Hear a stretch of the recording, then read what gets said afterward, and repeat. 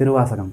திருவாசகத்திற்கு உருகாதவர் ஒரு வாசகத்திற்கும் உருகாதவர் அப்படின்ற மாதிரி ஒரு பழமொழியே இருக்குது தமிழில். ஸோ இன்றைக்கி இதை பற்றி தான் நம்ம டீட்டெயிலாக பார்க்க போகிறோம். இது என்ன அப்படின்னு பார்த்தோன்னா, டோட்டலாக வந்துட்டு ஒரு செய்யுள் வடிவில் ஒரு 600 லைன்ஸ் கொண்ட ஒரு செய்யுளாக தான் திருவாசகம் இருக்குது. கதை வடிவில் பார்த்தோம் அப்படின்னா, மாணிக்க வாசகர் அப்படின்றவர் தான் இந்த திருவாசகத்தை வந்துட்டு எழுதியிருக்காங்க. மதுரையை சேர்ந்த பாண்டிய மன்னர்கிட்ட வந்துட்டு மினிஸ்டராக வந்துட்டு வேலை பார்த்துட்டு இருக்காரு. அவரோட டேலண்ட்ஸ் பார்த்தீங்கன்னா ரொம்ப நேர்மையானவராகவும் அட்மினிஸ்ட்ரேஷனில் வந்து செட்ஸ் உள்ள ஒருத்தராக வந்துட்டு இருக்காரு. இப்போ என்ன அப்படின்னு பார்த்தோம்னா, பாண்டிய மன்னர் வந்துட்டு மாணிக்க வாசகரை கூப்பிட்டு அவர்கிட்ட இருக்கிற தங்கத்தெல்லாம் கொடுத்து, இராணுவத்துக்கு பார்த்தா குதிரை படைக்கு வந்துட்டு சில குதிரைகள் தேவைப்படுது அப்படின்ற மாதிரி சொல்லி மாணிக்க வாசகர்கிட்ட அந்த தங்கத்தை கொடுத்து குதிரைகளை வந்துட்டு வாங்கிட்டு வர சொல்லி சொல்றாரு பாண்டிய மன்னர். அதற்கு இணங்க வந்துட்டு மாணிக்க வாசகர் பார்த்துட்டிங்கன்னா மதுரையில இருந்து கிளம்பி திருப்பெருந்தூர் அப்படின்ற ஊர்ல வந்துட்டு நம்ம அறந்தாங்கி பக்கத்துல இருக்கு. ஸோ அங்க வந்துட்டு போறாங்க. அங்க வந்துட்டு போயிட்டு இருக்கும்போது பார்த்தோம் அப்படின்னா சைவ குருவை வந்துட்டு மீட் பண்றாரு. அவரை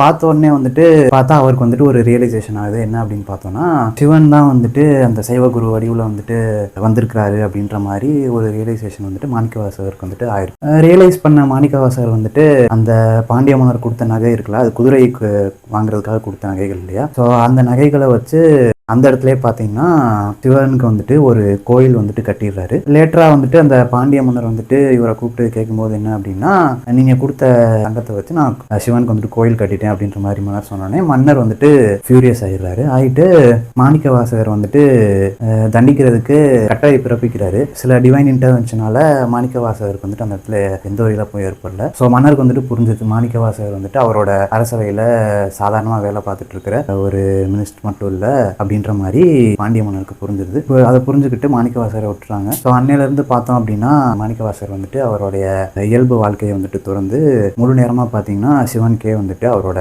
வாழ்க்கையை வந்துட்டு அர்ப்பணிக்கிறாங்க. இதுலேருந்து தான் பார்த்தீங்கன்னா திருவாசகம் வந்துட்டு நமக்கு கிடைச்சிருக்கு.